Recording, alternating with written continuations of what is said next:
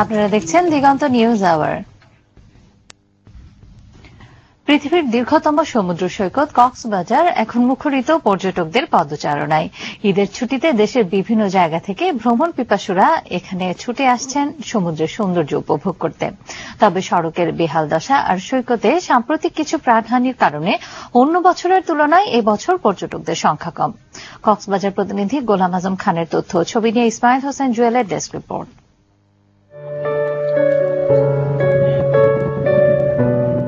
সমুদ্রের এমন রূপ এমনিতেই সৌন্দর্য পিপাসুদের কাছে টানে, আর তা যদি হয় ঈদের ছুটিতে তাহলে তো কথাই নেই। সমুদ্রের ডাকে সাড়া দিতে তাই পর্যটকরা এখন ভিড় করছেন পৃথিবীর দীর্ঘতম বেলাভূমি কক্সবাজার সমুদ্র সৈকতে। দেশি পর্যটকদের পাশাপাশি রয়েছেন ভিনদেশীরাও। We've come to enjoy the holidays in Cox's Bazar, so we're walking along the beautiful beach, admiring the people and the places and having a wonderful time. It's very relaxing and very beautiful. পর্যটকদের উপস্থিতিতে বেড়ে গেছে ঝিনুক আর Burmese মার্কেটের বেচা কেনা। সেই সাথে ইন্টারন্যাশনাল অ্যামিউজমেন্ট ক্লাবের আয়োজনে শিশু মেলা ঈদের আনন্দে যোগ করেছে নতুন মাত্রা।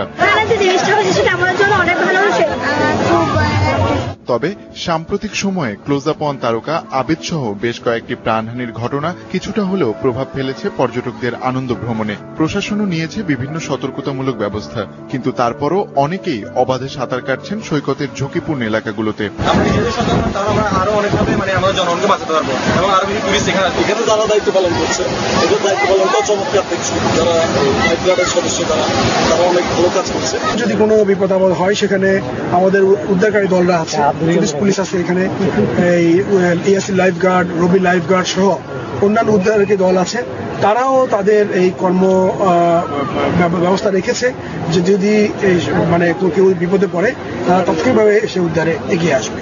বিভিন্ন কারণে কক্সবাজারে এবছর পর্যটকের সংখ্যা কিছুটা কম, কিন্তু এ সংবাদে যারা এখনই ব্যাগ গুছিয়ে কক্সবাজারে রওনা হতে চাচ্ছেন তাদের জন্য দুঃসংবাদ জানিয়েছে কক্সবাজারের হোটেল ও মোটেলগুলোর কর্তৃপক্ষ।